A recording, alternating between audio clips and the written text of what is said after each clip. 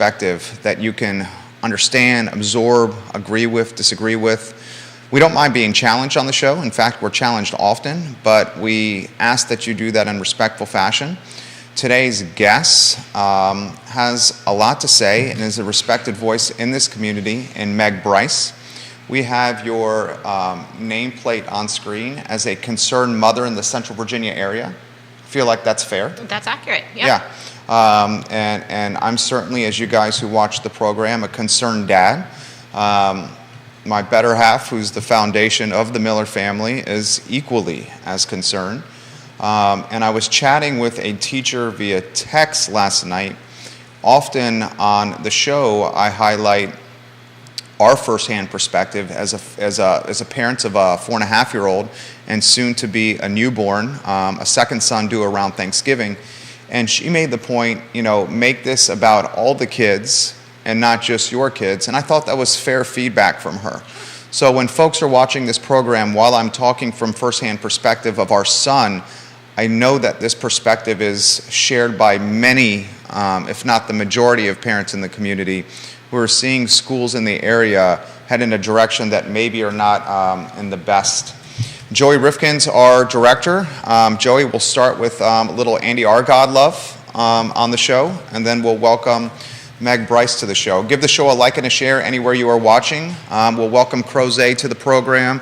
We see Ivy on the heat map, Keswick on the heat map, North Downtown on the heat map. We see on the heat map folks that are watching in the city of Charlottesville, folks in Afton, Greenwood, hello and welcome to the program. Scott Aaronworth in Virginia Beach. We will give you that take on the pizza we just had. It was dynamite. You're going to love it. Joey, we are in your hands, sir.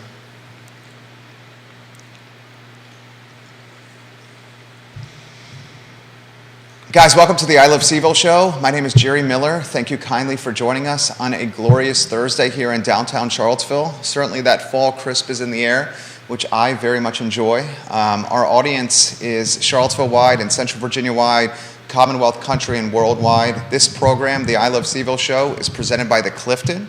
The Clifton in Keswick has a fantastic Thursday music series, and tonight's Thursday, so we encourage you at 6 p.m. to head to the Clifton for Gallatin Canyon, bluegrass music, happy hour, some fantastic food, and some fellowship with friends and strangers in a welcoming setting. It's dynamite. It's just absolutely dynamite. Meg Bryce is our guest. Moms and dads watching the program, I think you're going to appreciate this interview. I certainly, in the about 15 minutes, maybe 20 minutes of talking with Meg for the first time, see her confidence and her conviction and her courage and chutzpah. And when it comes down to it, all we want as parents is what's best for our kids. I mean, that's literally all we want. And as I've gotten older, and gone from a single man to a married man to a father of one and soon to a father of two, my view on life has changed. And as you guys know, kids become your world, and it's less about you and more about them. And you just want what's best for these unjaded, impressionable pieces of your heart. And I think any mom and dad can relate to that. I want to highlight this while I talk often about the plight we're facing as a couple, my wife and I, with our son and our son that's coming on Thanksgiving. It is more than that, and it's about the children in Albemarle County Public Schools, Charlottesville Public Schools, the school systems in the area. The firsthand perspective is not just about us. I know others are feeling this as well.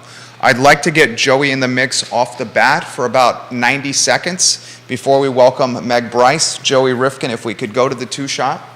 Andy Argod promised us Detroit-style pizza. He promised it at 12 o'clock.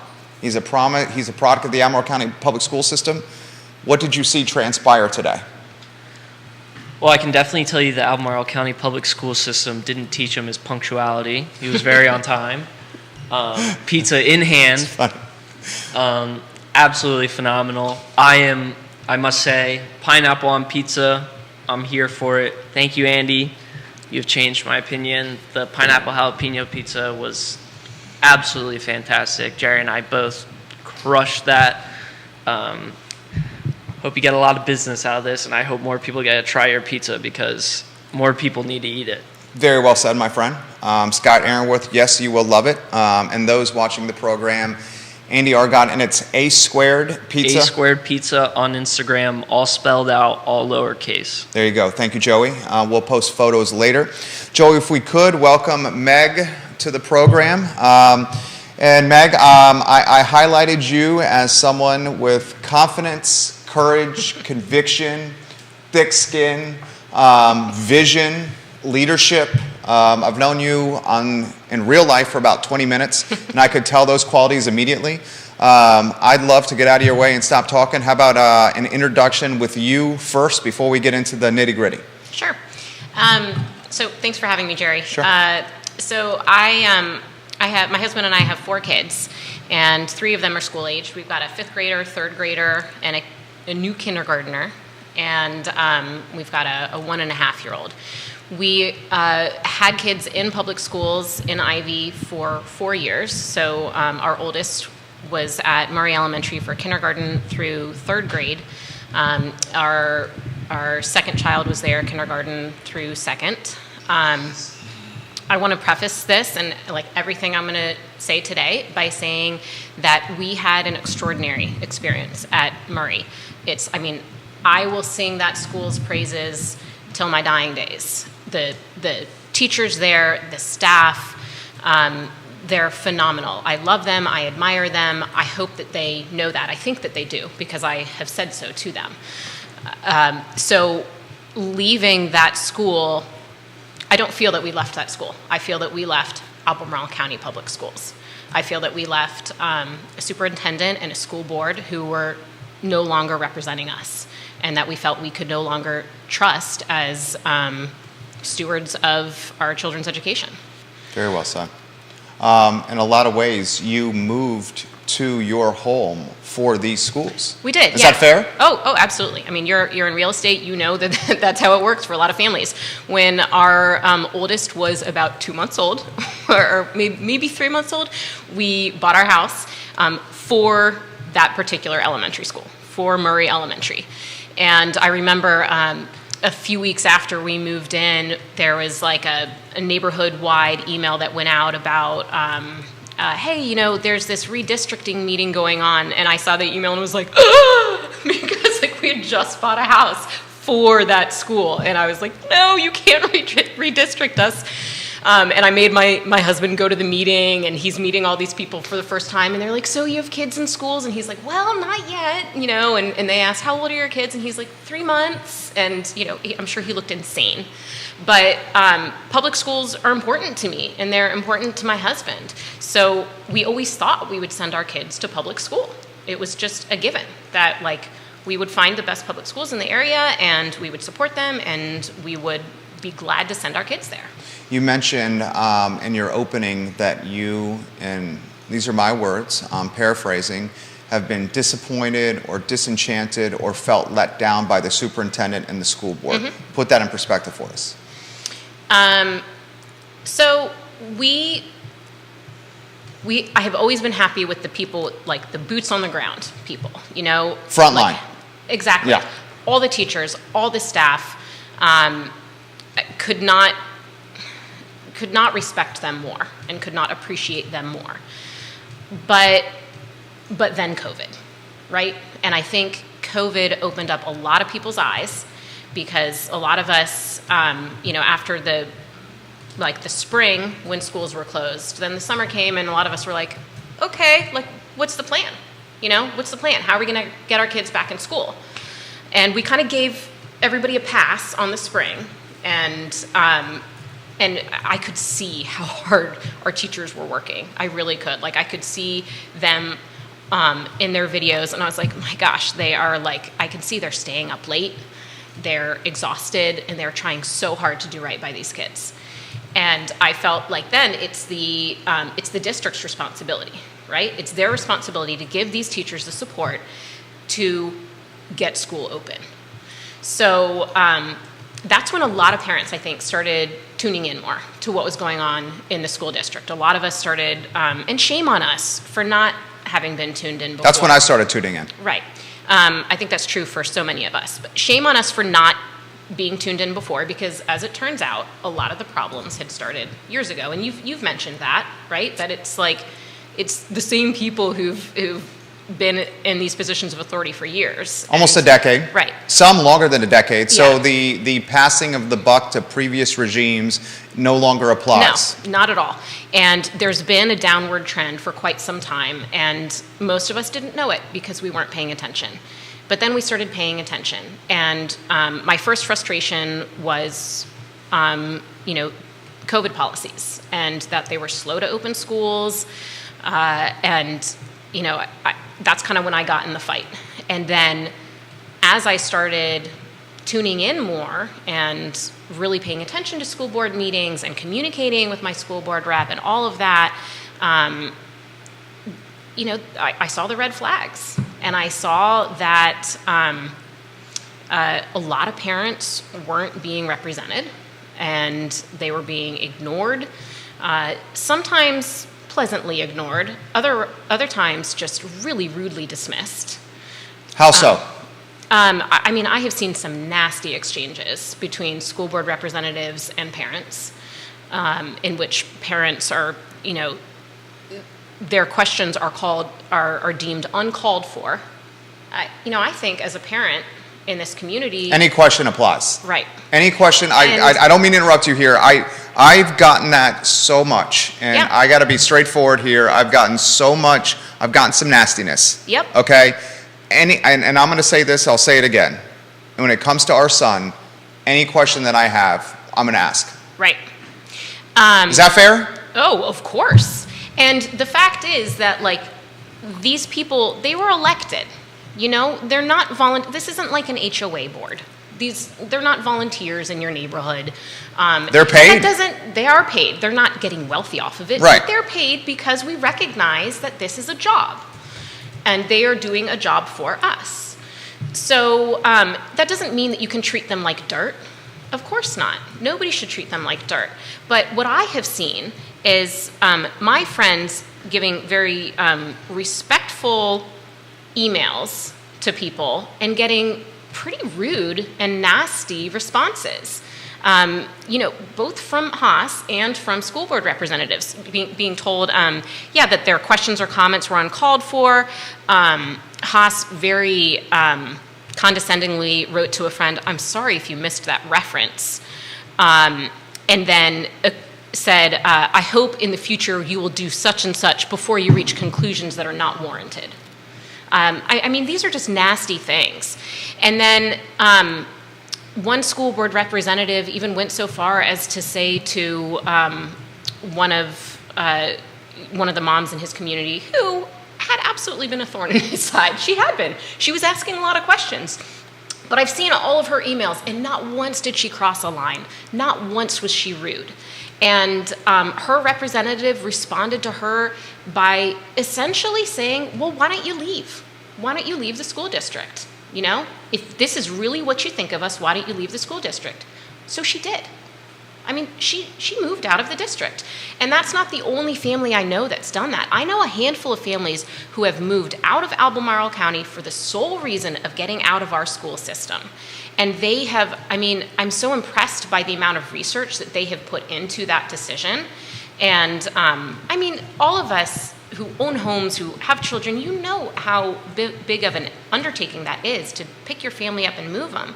But these families thought that this was so important, and they felt so dismissed by our school board and our superintendent that they picked up and moved. And they still work in Charlottesville, but they found the school district, a neighboring school district that they thought offered the best education, and they commute back. One of them, even was meeting with superintendents of neighboring counties to ask questions and say, how do you approach this and how do you approach that? And made really informed decisions about where they would live. Which trend concerns you the most? And we've highlighted many of them. We've highlighted bus driver shortages, kids in Albemarle County, Greenwood and Afton, for example, are arriving to school 2 hours late, and they're getting home 2 hours late. They're literally missing a third of the school year if this continues, which is terrifying. That's one trend. Second trend, teachers are quitting. They're leaving the school system and they're heading for private schools. Third trend that's very concerning, and a microcosm of this, is Western Albemarle High School and Henley Middle School. Literally, for a long period of time, the best performing public schools in Albemarle County Public School System, their enrollment is dropping at Western, the high school, and Henley, the middle school. That's another concerning trend. I've heard that Western's enrollment has dropped so much that they're going to have to drop down a division in athletics. I've heard the same.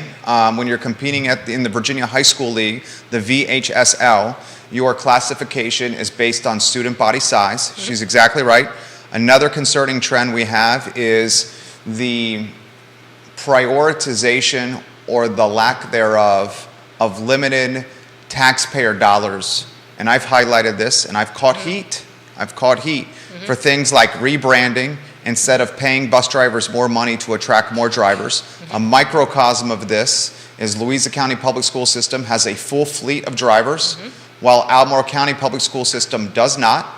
Another concerning trend, which we highlighted on the I Love Seville network, was the performance of third graders across the Albemarle County Public School System from an SOL standpoint, math performance, and frankly, the performance of third graders that are Hispanic or African American.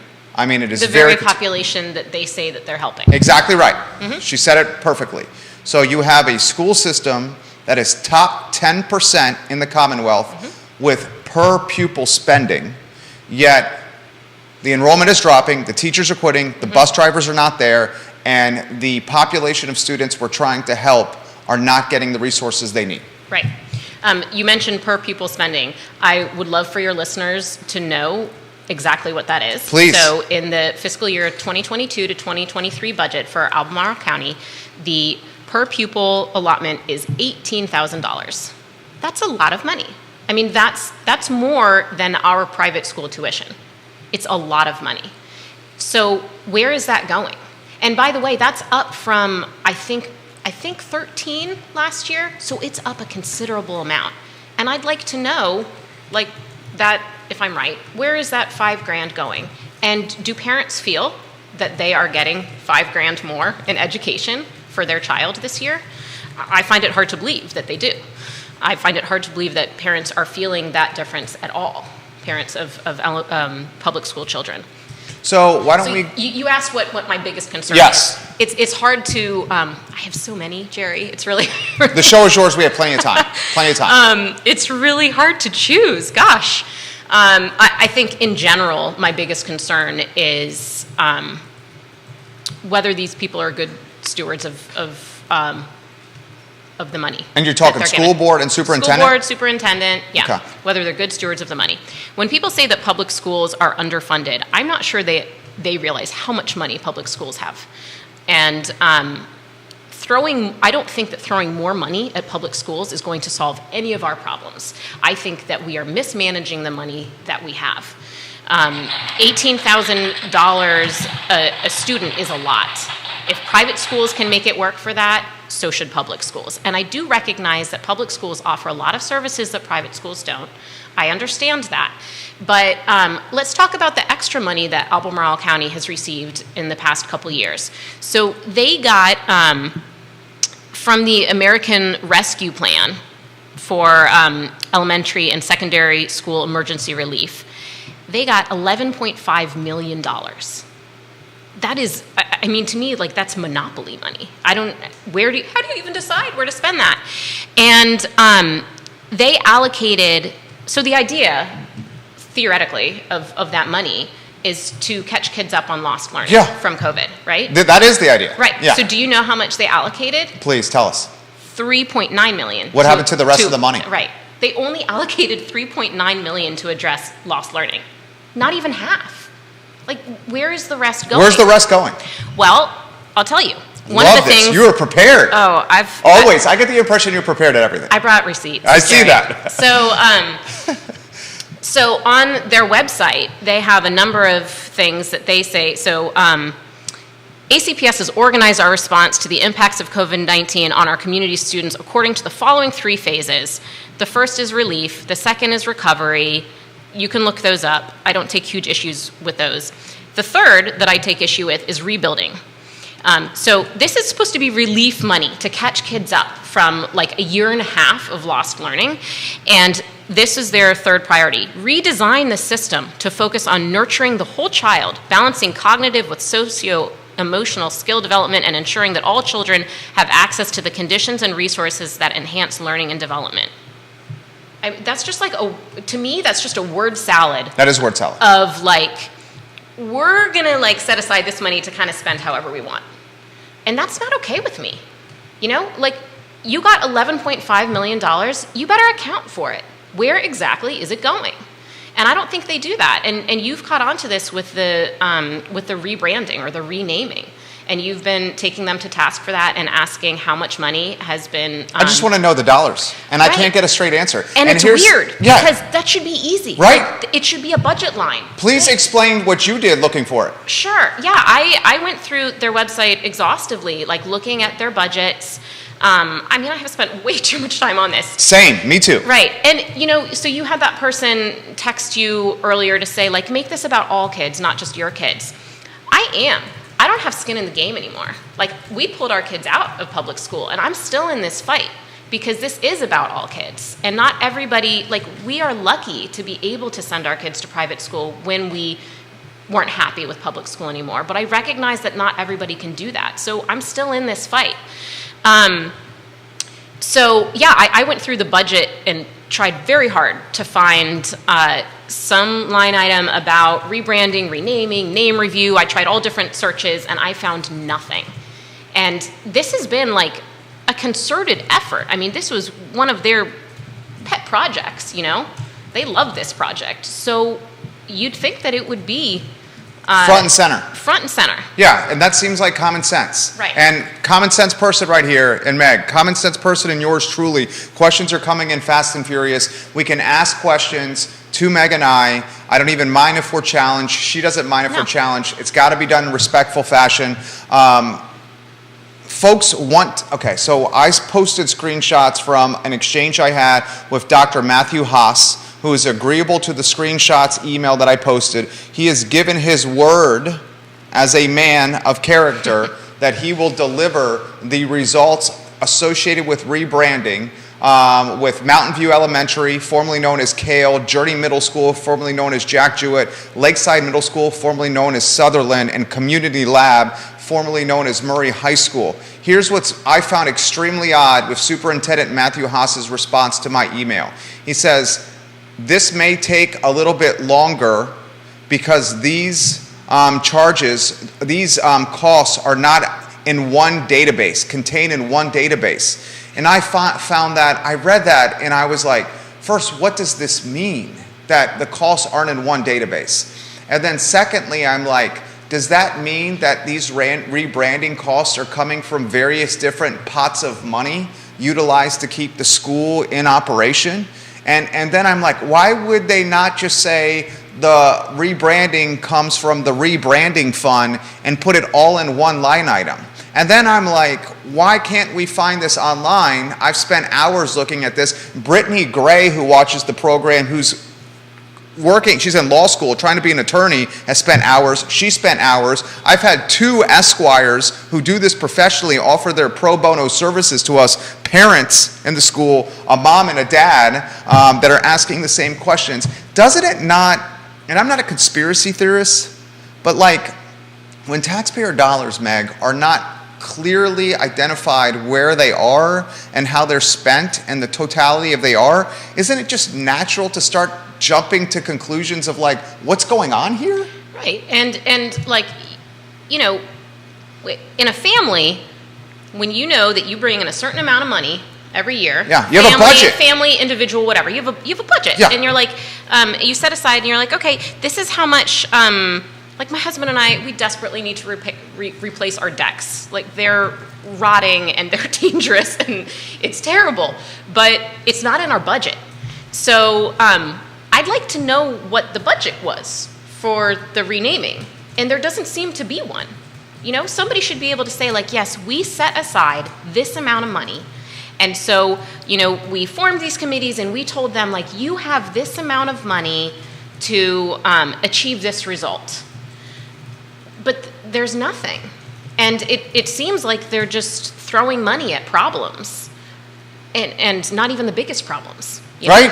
Right. Like, we've got bigger fish to fry. We got a lot of comments coming in. Are you ready for some? Yeah. Okay, so we'll go to... But then I do want to talk about my experience with renaming at our former school. Absolutely, absolutely. Erin Farmer, welcome to the program. She's loving what she's hearing right now.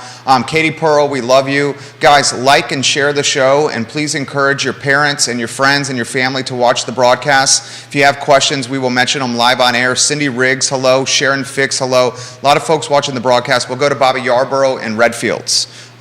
He says, Meg mentioned a couple of times that folks contacted school board members and the Albemarle County Public School staffers with questions and received unsatisfactory responses. What were those questions about? Was it school bus schedules, COVID, curriculum? Please offer some more perspective. He is a father of a product of the Albemarle County Public School System.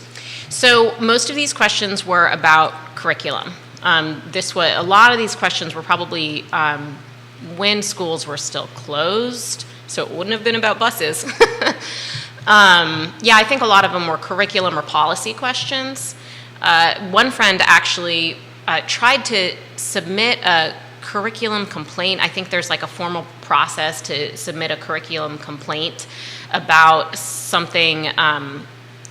This was at Henley, and it was like, part of the pilot program that they were running there.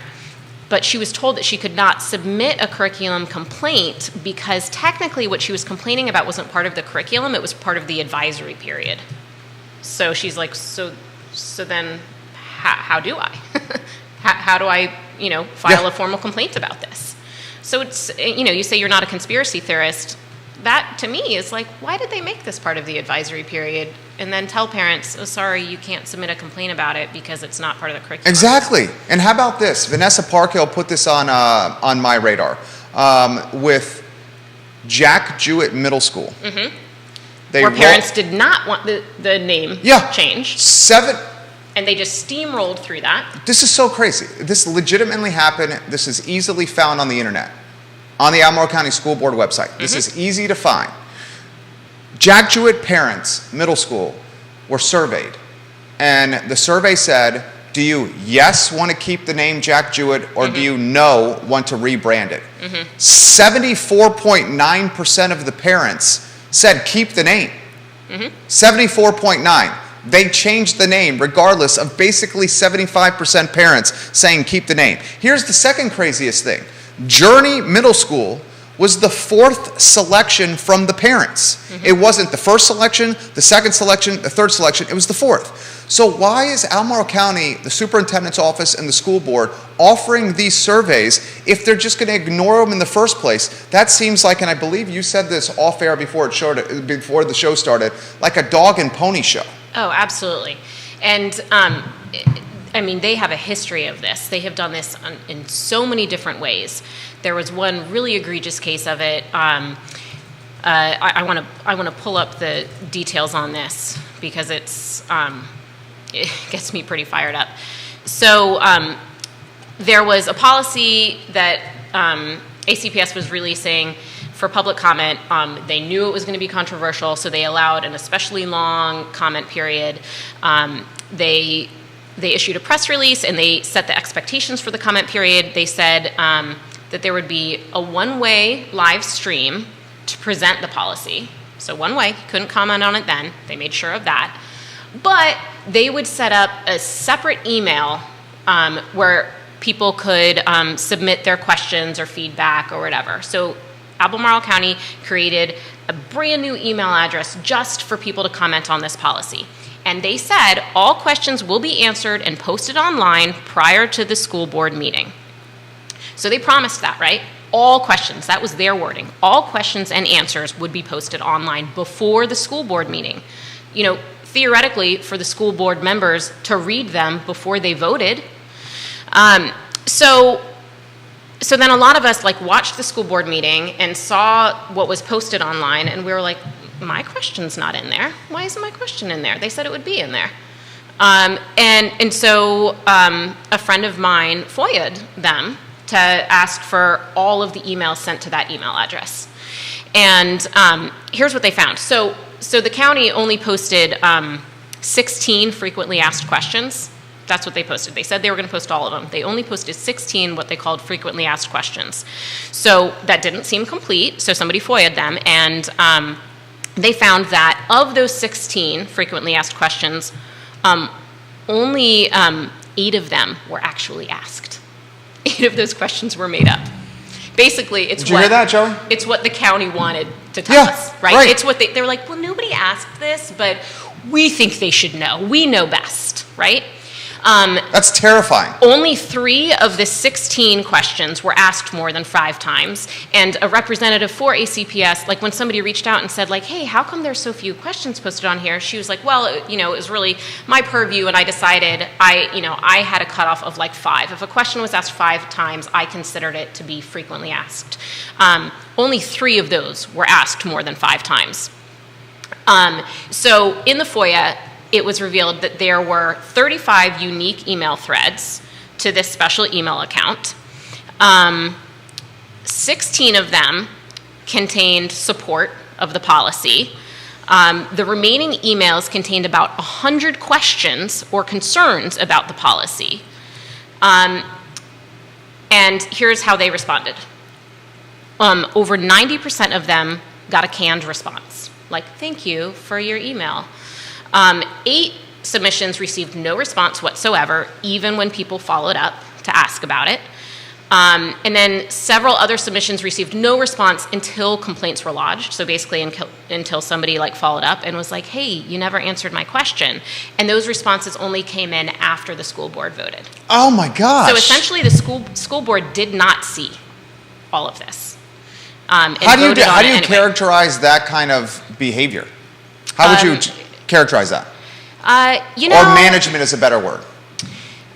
It's dishonest. Disingenuous. It's incredibly dishonest. And, I like to believe that we all have the same goals for our children. The best for our kids. Right. I like to believe that we all have the same goals. We just disagree on the methods. We disagree on the means of achieving those goals. But stuff like this makes that really hard to believe. Yeah. I think that's extremely well said. We have so many comments coming in. Let's go to YouTube here, where Fatina Burns is watching, and she says this, and we appreciate the comments coming in from her. We noticed the downward trend a few years before COVID when the county started de-leveling, and we approached our administrators expressing our concern regarding this change, and we were promised that teachers would be able to differentiate, but as hard as they tried and as amazing as all of these teachers were, it was not possible. Academic rigor and a focus on academic excellence was our main concern, and it was clear that Albemarle County Public Schools were not it. We eventually decided to do what was best for our family and move out of Albemarle County altogether. Mm-hmm. So I want to emphasize this, and she's adding more here. We could not be happier with our new school system, from teachers up to the superintendent. They are incredible. I want to highlight this. The downward trend of performance in the Albemarle County Public School System not only impacts our children, the loves of our life, the next generation, but it is also impacting things like money allocation from the Commonwealth of Virginia. As student bodies decrease, the Commonwealth allocates less money to the school systems because Commonwealth allocations are based on student body enrollment. Furthermore, it could legitimately have an impact on tax revenue if folks choose to move out of the area to other districts, right, meaning less revenue for the jurisdiction. Third, there is now a trend that needs to be considered around certain schools where the buses are so delayed. The concern is, will real estate values be impacted because children and their families are spending 2 hours waiting out in the freezing cold for a bus? You might not want to live in that particular area of the county because your son or daughter is not going to have the best quality of life from an educational standpoint. So there is a number of snowball impacts here. Sarah Hill Buchensky in the Crozet area says, great job, Meg. You're absolutely killing it right now. Give her some props. Ask her some questions by putting it in the feed. Show us yours. Jerry, please. Another thing I want to say about the buses, and this is a problem that I see again and again in the county. The county is very proud of being focused on equity. Who do you think suffers most when the kids on the financial margin? When school buses don't show Yeah. up? It's not the people with parents of means who have flexible work schedules, who are like, it's okay, I can get you to school. It's the people whose parents have hourly jobs that they cannot miss. And so they may have already left for the morning. They don't even know that the bus didn't come for their kid. We are not serving those people that the district is supposedly so intent on serving. You're so well As said. they should be. So well they should said. be intent on serving them. So but well it's not said. working. And put it in perspective.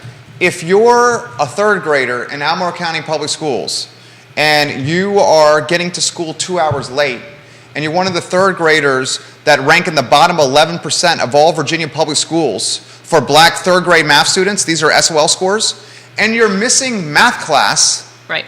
how do you close the gap? Right. If you're missing school and not getting to school on time, how can we close the educational equity gap? And I want to get you back in the mix here, highlighting Murray, your school, Okay. and the name. Yeah. So for those who don't know, several years ago, the district decided that every school in the district would go under, that every school that was named after an individual would go under a mandatory name review to see if the individual for whom the school was named, if their reputation or whatever aligned with the values of the school. So the first one, I think, to go under review was Kale, and Kale was changed to Mountain View. The second one was Sutherland, that was changed to Lakeside. Murray, where I had kids at the time, was the third one to go up for review. At the time, I was like, of course we're the next. Like, they've already had 2 schools renamed. They kind of want, they want an easy one this time that's not going to be renamed. And here's why. Murray is named after Virginia Murray, who was an extraordinary woman. She was born, I think, late 1800s, a black woman who went to college, got her master's degree. I mean, she had all the cards stacked against her, and she was a force, right? She's somebody who, as a parent at that school, I was incredibly proud to have her as a role model for my daughters. Like, nobody wanted the name of this school changed. And the other thing about the history of Murray is that it was originally, Murray was built for black students in the 1960s when they were not allowed to go to school with white students. They weren't allowed to go to Meriwether Lewis. So Murray was a school built for the black population, named after a black woman, and an ACPS went through the charade of considering renaming it. I mean, shame on you if you rename the school, if you take that name off of that school. So it was announced, it was October 2020 that the school board announced that Murray was the next school up for review. October 2020, we were all still fully virtual. Yeah. So imagine how I, as a parent, felt when the school board was like, great news, Murray, you're up for a name review. And I was like, cool. Hey, when do you think my kids can get back in school? Yeah. Like maybe we could focus on that instead. But they had a process. And so every school had to go through the process, no matter how absurd. So they sent out a survey, and in the survey, it wasn't just an up-down vote, like, do you want the school to be renamed? In the survey, they had to say, they had to give other options. And I can't remember now, I don't have it written here, but, the initial survey results showed over 90% support to keep the name. I don't even know who the other 10% are. They must be total jerks to have not wanted to keep the name. But over 90% wanted to keep the name. However, there is a set Albemarle County process which requires alternate names to be presented. So like 90% wanted to keep the name, but we had to vote on alternatives. Like, this is just so inefficient. It is a waste of time. Yes. It is a waste of money. And I would love to say how much money was wasted. But we don't know. But I have no idea. Now, it just, I mean, what really infuriated me is that, we started getting emails like, would you like to be on the name review committee and things like that? And I was like, no, this is ridiculous. Keep the name. I will say that what Murray ended up doing with the process was really beautiful, and not surprising given the teachers there. They turned it into a great learning experience for the kids. They had kids involved on a committee, and so the kids, researched Virginia Murray. They researched the history of the school, and the school now has, I think, I haven't been in, but I saw a picture somewhere. I think they have a big mural of Virginia Murray, kind of like her history, and I think the history of the school as well. So the outcome of that is wonderful. But I don't think that they had to do like this whole horse and pony show of the name review to do that. I think the teachers could have done that, and maybe they did need funding to do that, but I think they could have done that separate from a whole district-wide name review process. Well said. And it was just insulting to be doing that at a time when they could not get our schools open. Very well said. Jason Howard in Elf Rio Road. We've dubbed him the King of Rio. He says, my wife and I watched the school board meeting before the beginning of the school year. To maintain a virtual school option, several English as a second language and special education positions were moved to the virtual school rosters, taking funding away from the students who need it the most help. Mm-hmm. To your point about 2-hour bus drives, when we start getting foul weather this winter, will the county decide to cancel school entirely because students will be waiting outside for 2 hours in 20-degree weather?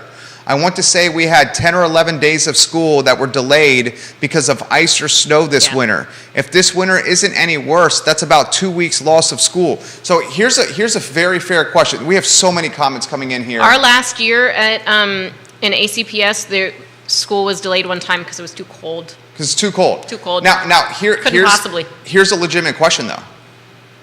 This is a fair question, and I'll throw it to you. Some days in the winter in the Charlottesville area, and folks, it's much colder in the Afton Mountain area and the Greenwood area than it is in, Rio or Keswick. Mm-hmm. Okay, it's a mountain these kids are on.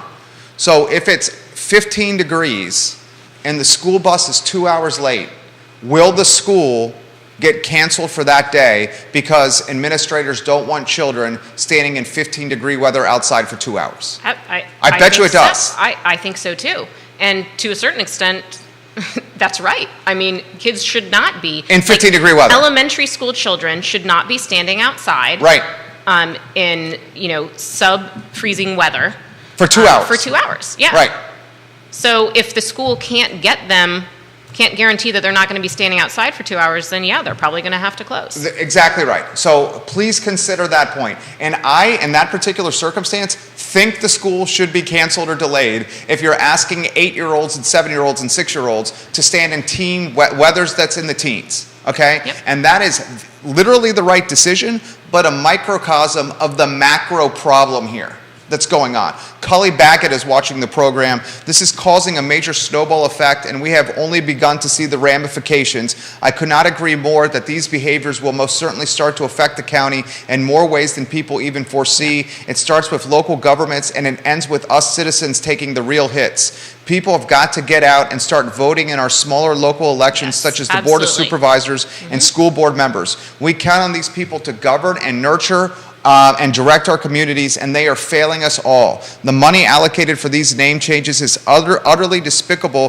when there are so many other pressing issues. Meg has a fan in me. People have to start standing up just as this mom is doing right now. So let me ask you this question, and here's a very tough question. Mm-hmm. Should the Albemarle County Board of Supervisors hold yearly Albemarle County public school funding in an escrow account until allocations are clear based on how many school bus drivers do you have, based on how many teachers you have, mm-hmm. and based on dropping enrollment? Should that money be by 6 people, 6 Board of Supervisors, allocate the money to a school board? Before the Board of Supervisors allocate that money, should that money then put in essentially financial purgatory and say, until these problems are solved, we're not going to give you school board this money? Yeah. That sounds good. I like the sound of it. I worry about the trickle-down effect of that. Okay. Like, will it hurt teachers? Will it hurt staff members? So that would be my concern. But, I mean, we have to hold them accountable somehow. They've got to be, there has to be some consequence if you're not spending money wisely and if you can't even account for the millions of dollars that you've been given. Or willing to show taxpayers and parents where the money is being spent without threat. For a good example here, I'm getting, and I'm going to cut to the chase, I'm getting responses from Matthew Haas, the superintendent, and answers without a FOIA request. And the reason I'm getting that is because I have a large following on social media. And I'm leveraging the influence that I have to get answers to the questions I have immediately. And that's not fair. Moms and dads that don't have influence should still be able to get the same kind of response time and answers as people that do have influence. And the only reason Matthew Haas in the superintendent office is going to give me this information on financing with rebranding without a FOIA request is because he knows a lot of people follow this show. And that's not democratic, and that's not fair, and that's not the way it should be. Right. I mean, do you agree? Oh, absolutely. I mean, I noticed in his response to you that he said, we hope to do better. Yeah. We hope to do better than his five days. Right. And just hearing somebody from the school district say, we hope to do better, I was like, well, that's lovely. That'd be great if you could. Right. Here's Danny O'Day. He is 26 years old. His fiance is a teacher, and I won't say where. And Danny's got a very different perspective on this. Does not have children yet, but still I'm open-minded to all perspectives, even from folks that don't have kids. He says, whether you guys realize it or not, you are having a conversation about the nature of local government. We function under a trusteeship-style governance model wherein we elect representatives and entrust them to act in our best interest. For example... Absolutely, I agree. I agree with that, but then it goes, Yeah. For example, Meg, the poll released to Jewett parents, regardless of result, is part of an information gathering system that, whether we like it or not, is not ultimately the same as a vote. We issue referendums on their ability to accurately represent our interests through elections. What this conversation is reflecting is a frustration with the trusteeship model and a desire for a direct democratic feedback. Just worth keeping in mind when having these conversations. So he's basically saying that while these survey results indicate don't name change, that the survey They're not results... binding. Okay. Yeah, sure. I agree with that. It's just a survey. It's not a vote. But we did vote these school board members in, right? And they're supposed to be representing us and our best interests. And they're not listening to us. And time again, they put out these surveys and they do the opposite of what the survey indicates. It's as though they think that they've just been given carte blanche and they are the ultimate arbiters of what is right and good in our schools, and they know better than we do, so they're going to go ahead and make the decision for us. But if you listen to the school board meetings, you know, they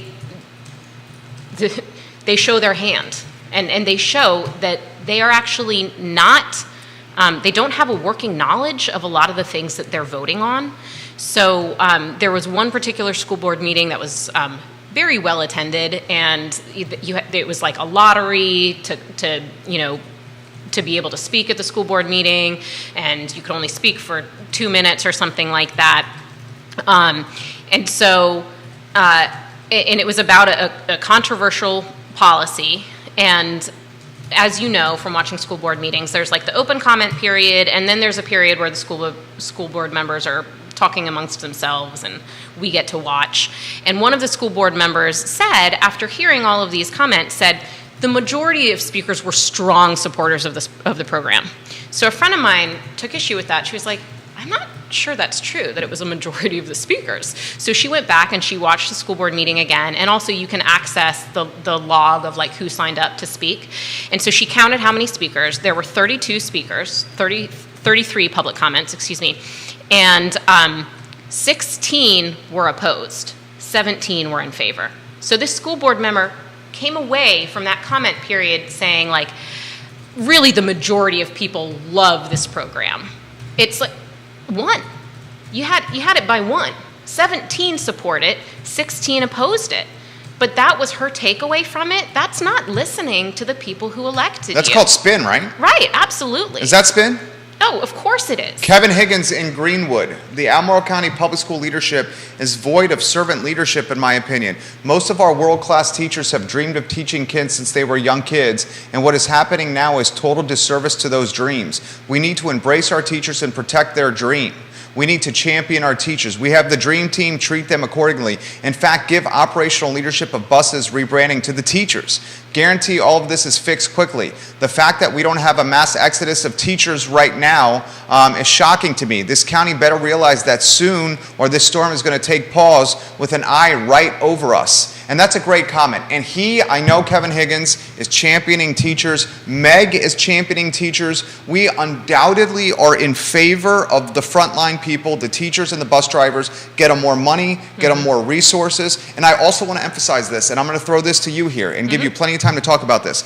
I understand that Cale and Sutherland have had very sketchy pasts. Yes. And I understand that some of the stuff that they've done in the past is racist and it's wrong and it's nothing that I stand for. Do not spin this by saying that I am championing the history of racists and want their names on schools. That is not what I'm doing.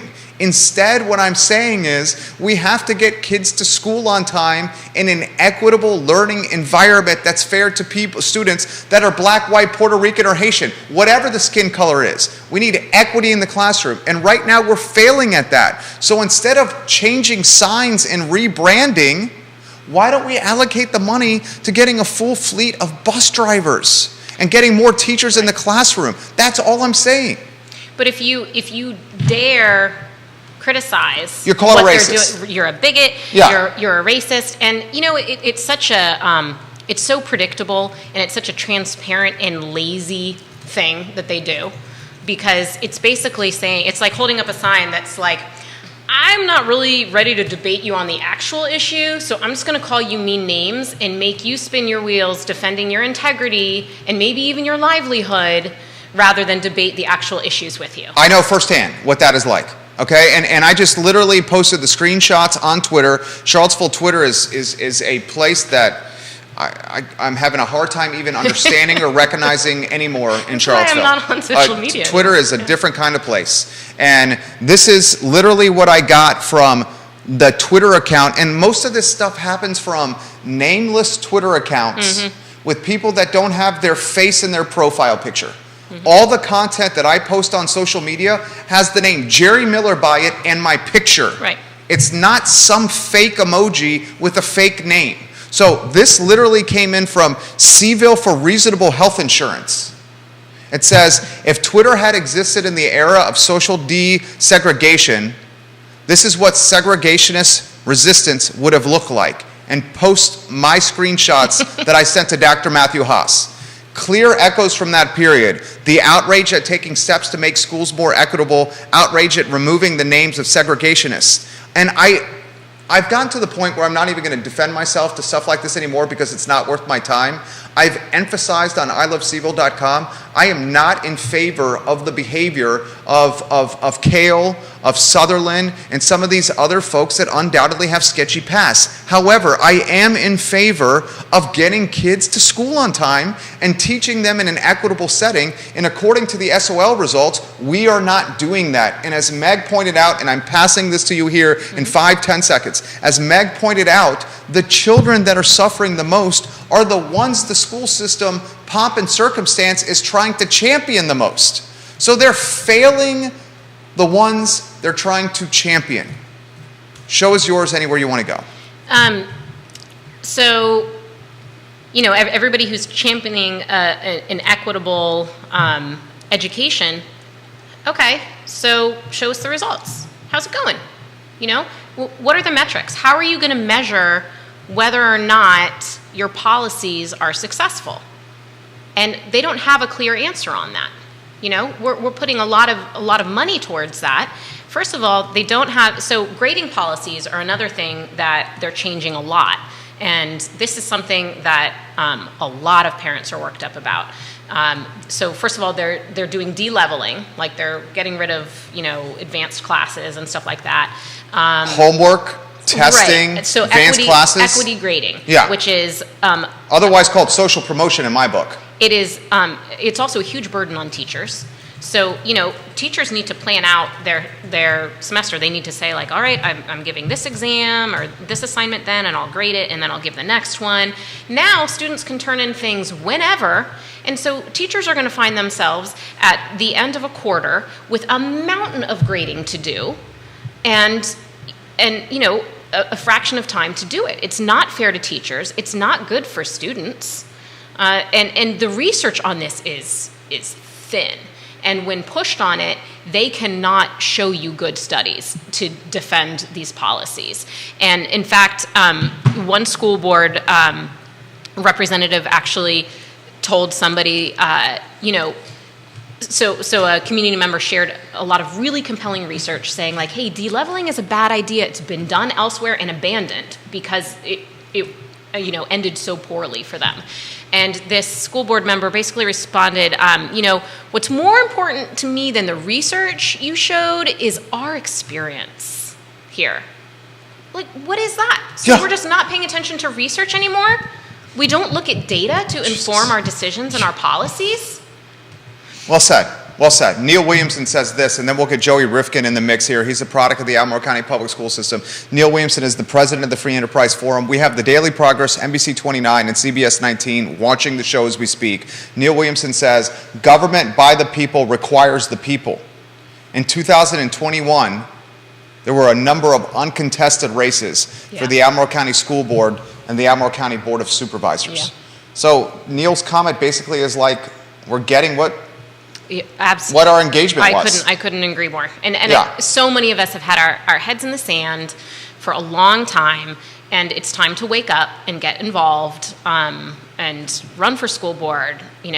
Be involved in your local races. Carol Thorpe, the Queen of Jack Jewett. Then we go to Joey Rifkin on the 3-shot. The Queen of Jack Jewett says, how many school board members and county supervisors, for that matter, run unopposed for re-election every single election cycle? Mm-hmm. This breeds the arrogance and sense of security that these so-called representatives have in their positions. Parents and voters have no leverage to throw out the people. She chose a different term. I'm going to change it to throw out the people, so to speak. If no one challenges those in power. Carol Thorpe, I mean, you know what? Those are two very good comments. And I read them on air. It's like, we made the bed we're in. Yeah. I mean, right. we made the bed we're in. People have to wake up. Now we have to wake up. Yeah, and do something about it. Well said. Joey, 3-shot. Anywhere you want to go here, product of Albemarle County Public School System. Show is yours, Joey. Well, I mean, something that really all right, I'm taking that out. Something that stood out to me just in listening to the both of you, I'll go over here real quick that I want to touch on is the $18,000 per pupil. So just to clarify, that is $18,000 per student is what they're saying? Yeah. By the way, I misspoke. So that's not up from 13 last year. It's up from 15 last year. Okay. I checked my notes. That's a lot of money. So I'd imagine it was probably somewhere in the realm of 11, 12, 10 when I was in school. And man, I just don't see where, if it's up to 18, I haven't stepped foot in a Albemarle County Public School in years now, of course, but man, even just thinking about $10,000 for me as a student, I don't see where that money is going, and right.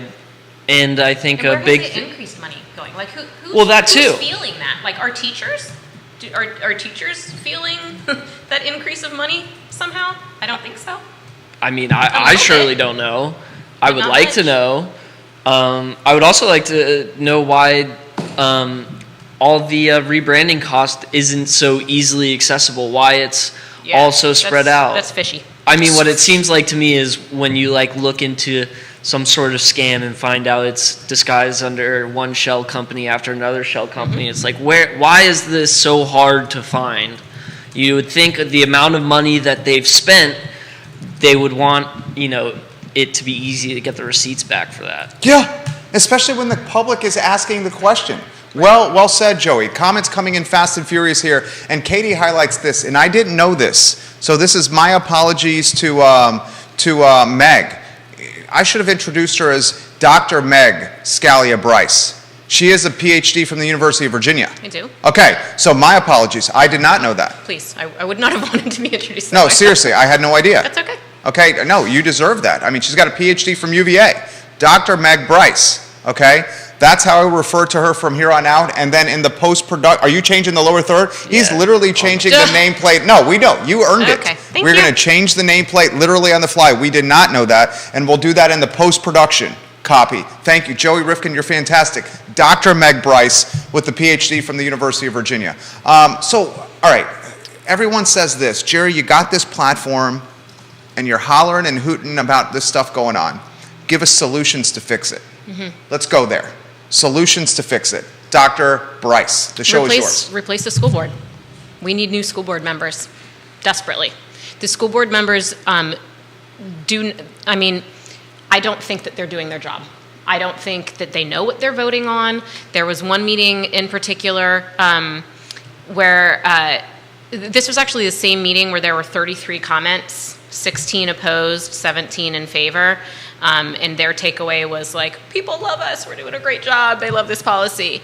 At the conclusion of that meeting, several of the members seemed to not really know what the curriculum was, like what was in the curriculum that they were discussing and voting on. One of them said, and I'm quoting directly from this meeting, "I don't know a lot about the program, but I feel like it's pretty operational." Great. So she voted for it. Another school board member said that he didn't really know when the rollout happened. "I don't recall hearing about it ahead of time." And then one of the school board members asked the board to review the slide decks if they hadn't. So, like, as if to imply that the material hadn't, like, as if to acknowledge, like, hey, you guys probably haven't reviewed this yet, but, you know, you should before we vote. This is not responsible. This is not what we expect of people that we elected. So if you don't like it, stop just, standing by and like putting your kid on the bus and thinking everything's okay. You got to pay attention. Let's get some new people to run for school board, and let's get some fresh life in there, you know? Danny has this comment. This is a straightforward one, and it's fine. He's challenging us, and you did it in a fair way, Danny. I have no problem with this comment. He says, "I don't think most people in this community are actually championing racists, but the truth is, and I think if you're being honest with yourself and you admit it, in this particular moment, you find yourself in a mutual battle alongside some of the most bigoted members of this community." He says, "Personally, I actually agree with both you guys on this point. We need to be very critical about our priorities and make sure we have our house in order before we're worried about painting the porch. But I also think that we need to be careful about and conscious about these issues when discussing whether or not to honor these folks who have had their names on the buildings for many, many years." I don't disagree with any of that. Yeah. Is there racism in Albemarle County? Absolutely. Absolutely. Yes. And it is a problem, and it's an evil that needs to be addressed. Do I think changing the names of a couple middle schools is going to tackle the issue of racism? No, Yeah. I don't. I don't. think it's going to move the needle. I don't think it's going to move the needle at all. Frankly, I think it's like a little insulting to pretend that it would.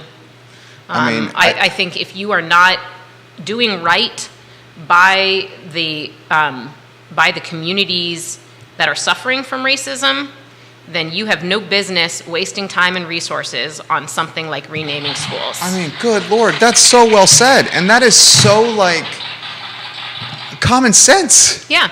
I mean, that is just literally, that's common sense, right? Right. I think so.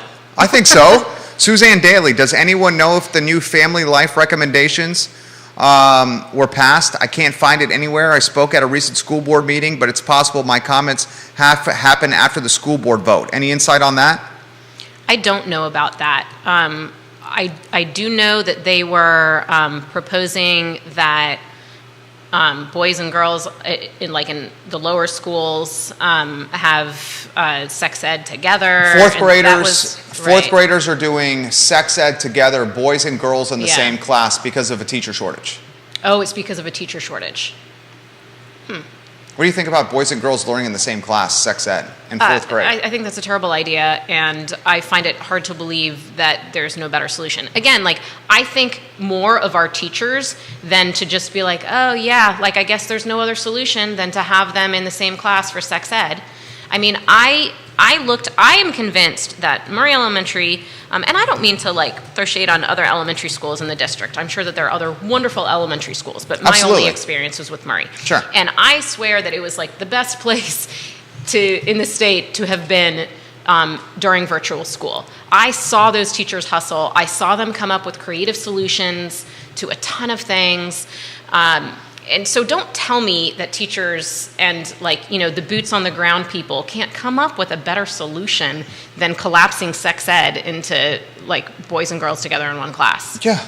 I mean, I was 10 years old in the I think fourth that they're grade, and I was probably- old for my class. There were Yeah. 9 years old in fourth grade. The fact that sex ed is happening at 9 and 10 Yeah. with both sexes in the same class, I just can't understand the My awkwardness. guess is that that's a lazy solution, a lazy response to trying to figure out what to do with transgender students in sex ed classes.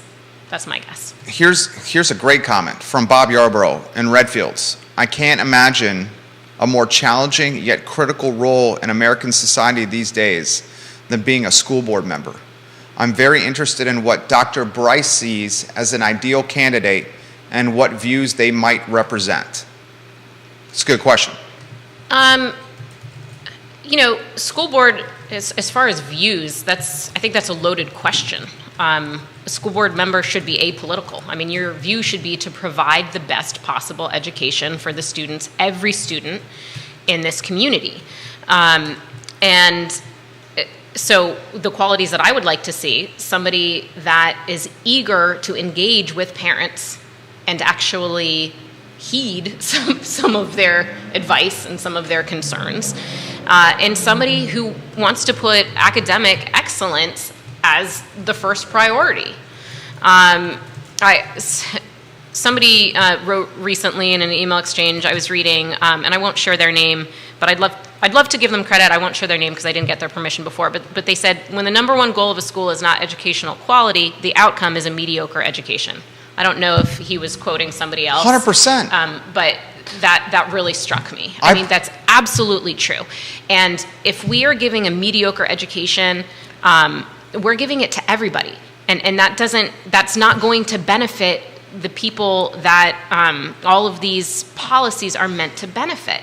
You know, it's a disservice to every student in the community.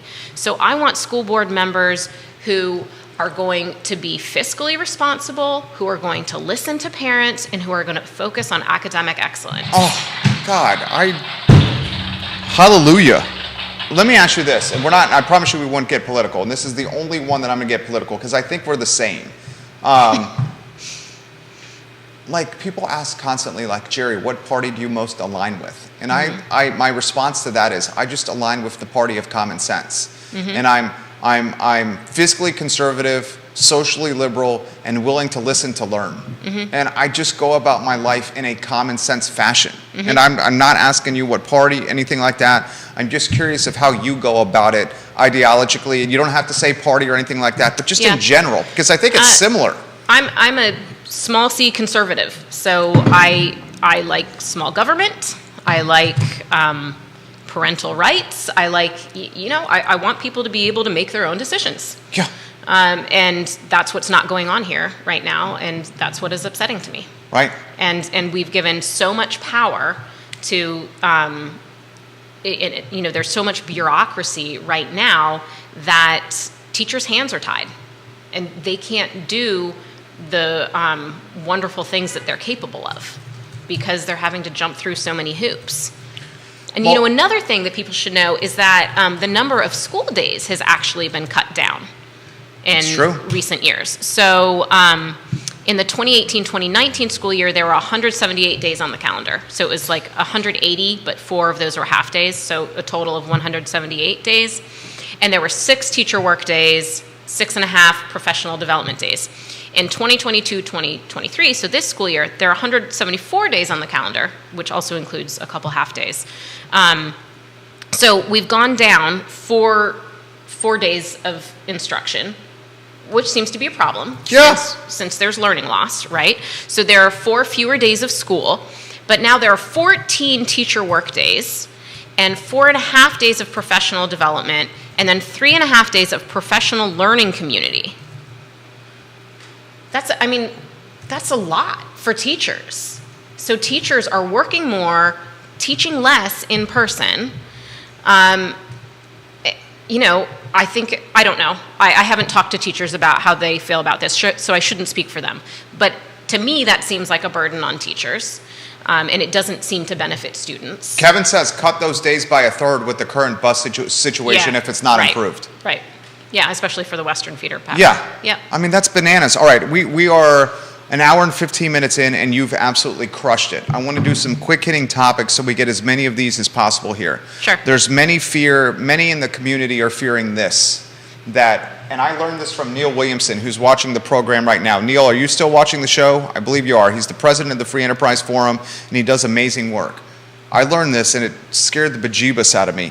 Albemarle County Public Schools, by state code, technically does not have to provide school buses and transportation I heard for you its say students. that recently on a show, yeah. And he referenced it on this network, and then we had a number of viewers and listeners find the actual state code language that justified what he said. So the fear is that Haas and Albemarle County are just going to be like, you know what? We're just not going to do school buses now. Yeah.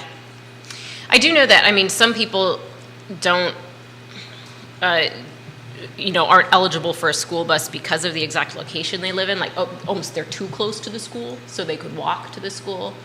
I think that's a legitimate fear. But in most instances, that would be like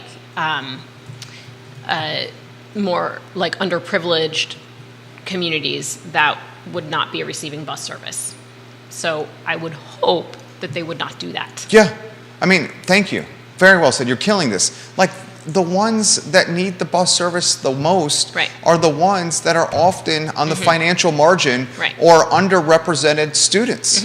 And it is the same with COVID policies, that those who suffered the most were the minority students, the underprivileged students. The people of means hired teachers to teach a pod, and they were supplementing their kids' education in other ways. It was the people who couldn't take time off of work and had to be gone during the day, and so they had to just plop their kid in front of a screen and hope that they stayed there for school all day. Those are the ones that suffered the most, and it's criminal what we did. Do you want to touch the vouchers at all? I don't know enough about vouchers to have, I know this isn't a very popular thing to say, but I don't think that I know enough to have an educated opinion on it. No, that's fair. It's completely fair. My gut is that I would like them, because it's giving more rights to parents, more choice to parents, but I don't know the economics of that and how it affects the school system. Nancy Muir has sent us this email. I'm concerned about muting two-sided conversations in Albemarle County Public Schools. Teachers are penalized if they represent or present a viewpoint that does not agree with the liberal POV point of view. One teacher, who's a friend, had a tiny magnet in support of Governor Youngkin in their personal workspace of her school workspace. She was chastised and called out for it. Other teachers have display signs for BLM, LGBTQ, and signs that disparage the Republican Party, and it has not been called out by anyone in the front office. That's an email that came in to our inbox moments ago. Why don't we go in conclusion here and have you able to go in any direction you want. I think you're fantastic. I hope that you come back again. You're phenomenal in this setting. Anywhere you want to go, any topic you want to cover that hasn't been covered so far. I think we've covered everything that, all of the big issues that I wanted to. Really, I just want to encourage parents to pay attention, and not just parents, actually, like everybody in the community, every voter should be paying attention. Please watch school board meetings. These are your tax dollars, and we have a responsibility to make sure that they are being properly spent. And I fear that there is just a gross misuse of our funds right now, and that it is ultimately damaging like an entire generation of kids. And that's on us as adults, as voters, to make sure that that's not the case. A new generation's about to get damaged by it. Yeah. I mean, our 4.5-year-old's about to go potentially into this. Yeah. He's in pre-K4 right now. Michael Stroback, thanks for doing all this, Meg. Viewers and listeners watching the program, when you see Dr. Bryce around town, give her some props, stop her, tell her job well done. I mean, she literally was here on air in front of cameras and a microphone for an hour and 20 minutes, and this is not easy. And I can assure you that some of the responses she gets from doing this for an hour and 20 minutes aren't going to be the most friendly. So I'm ready for it. She knows it. Yeah. She's ready for it. It's not even going to bother her. I'm making enemies. But a lot of the response that she is going to get from doing this for an hour and 20 minutes, that I know firsthand, is going to be incredibly welcoming and positive, and thank you, because it takes a lot of courage to do what she just did. Okay, a lot of courage. Anything else? If we didn't get to comments, I mean, I'm seeing at least 60 or 70 that we didn't get to. I apologize for that. It's an hour and 20 minutes in here. Anything else you want to cover before we go? No, I think that's great. Yeah. I feel good about what we discussed. I hope this kind of wakes people up and energizes people to become more involved. Thank you. Scott in Virginia Beach, thank you, Meg, for bringing common sense to the table. Scott. Well, Jerry, I want to thank you for really shedding light on this issue. Thank you. I'm excited about where this could lead, and the additional people that we can get involved to hopefully benefit our schools. That's all we're trying to do. Thank you very much for saying that. Joey Rifkin, the director. Dr. Bryce just hit a grand slam. My name is Jerry Miller. This show is the I Love Seville show. It's archived wherever you get your podcasts. It's on every social media platform possible. It's going to go out to an e-newsletter list that has about 138,000 folks on it tomorrow. Thank you kindly for watching the program, and we're back with Real Talk, the talk show at 10:15 a.m. tomorrow, Friday, here in the I Love Seville network. So long, everybody, and take care.